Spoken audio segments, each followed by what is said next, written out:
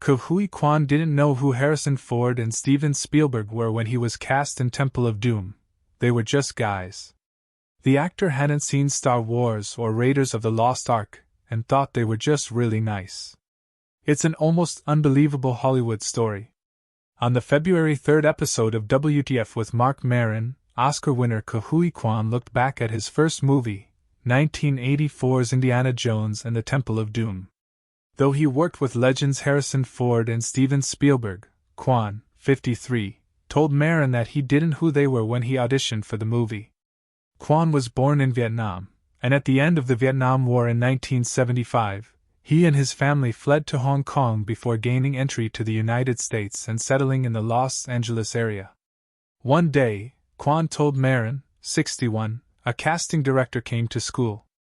"I see all these kids lining up to audition for this movie that I know nothing about." He remembered. Quan's brother auditioned, and he tagged along. He looked at the script pages, but could barely read them. When it was his brother's turn, he said, "I thought he could do better, so I was giving him direction as if I was the director. I was just telling him to be scarier, to have bigger energy. I was just like throwing these directions at him." The casting director noticed him and had him audition. Though he stumbled over the lines, the casting director saw something in him, and they chatted. Years later, Quan heard that as soon as he walked out, the casting director called Spielberg and producer George Lucas and told them he'd found the kid they'd been looking for. "From that day forward, my life has been changed," Quan said. The movie production called Quan's house and sent a car to drive him and his mom to the studio. The first time, he wore an uncomfortable suit, but the second time he went to the studio, he wore normal clothes.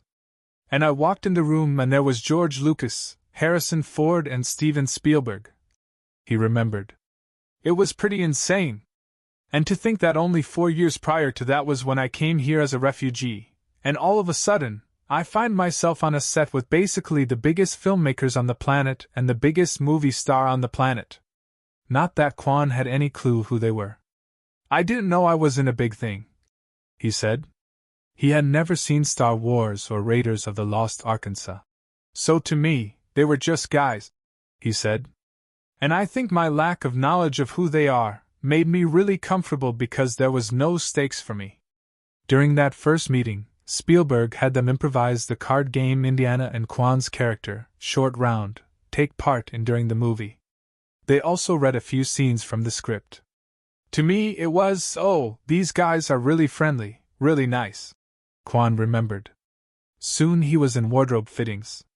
"And I still didn't know I was making a sequel to the biggest movie of 1982, he said. His mom had a better idea and was very proud of him. They shot in Sri Lanka for 3 weeks and then finished filming over 5 months in London. "I look at that movie now, and I'm still surprised because I had no prior acting experience, never been on a movie set before, and I look at that performance and I said, yeah, it's pretty good," he said.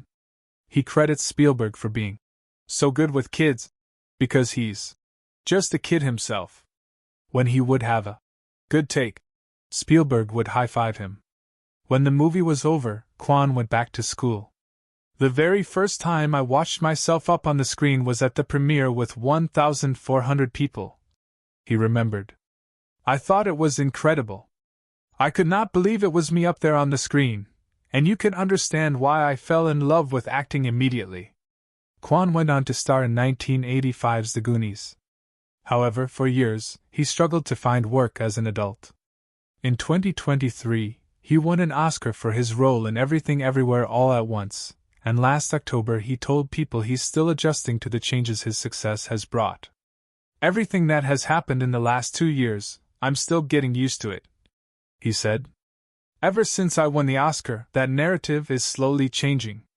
I feel like maybe I belong here, maybe I can do this, and it's heading that direction."